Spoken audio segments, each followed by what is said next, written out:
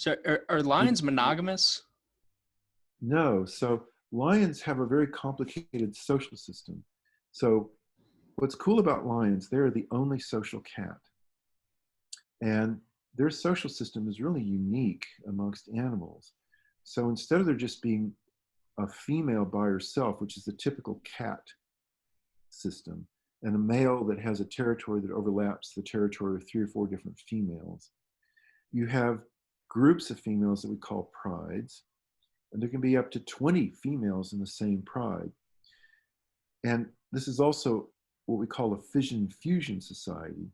So they're not all 20 together at the same time in the same place, like a troop of monkeys. Right. It's much more spread out. And so you see a couple of 3 females together, and then the next day they're associating with somebody else, but they're only within that network of the pride.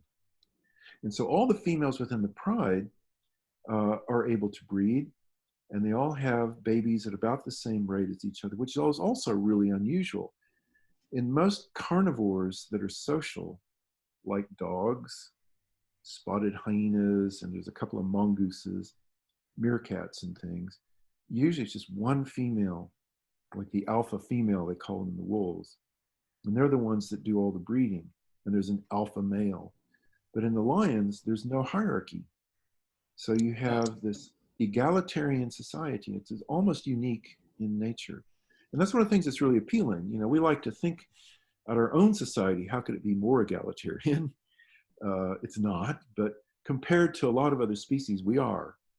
And so lions are truly a paragon in many ways in the way they organize themselves. You were saying, okay, so a couple of things that are going through my mind as you're saying that, that I want to touch on. One, when you said you were doing some wandering in the 60s, I was curious if that at all led to your identification with these communal living, non-hierarchical lions. I don't Not know. so much. No. Okay. It's actually interesting. Most of those kinds of, I was not involved in any of those kinds of communes. I was certainly indignant about government malfeasance. Right. And, I wonder where are the protests today, but so for sure that, but otherwise, the egalitarianism in humans seems to be our ancestral condition. If you look at bands of hunter-gatherer societies, so like they used to be called the Bushmen, now they're called the San, the Khoisan that live in the deserts of Kalahari, and there's some hunter-gatherers in the Amazon as well. Those societies are very egalitarian. And it's only, it seems, the result of human societies evolving from these simple hunter-gatherer bands to larger societies, particularly where there's agriculture. And once you have agriculture, then there's real value in having land, handing it on to your children. And that has tended to lead to much more despotic social systems. So the origins of pharaohs and shahs and kings and emperors and all that sort of stuff happened after we became much more sedentary, and we were much more able to monopolize resources at the expense of our own kind. Yeah. So that sort of is how that's evolved. And that wasn't what appealed to me in the beginning.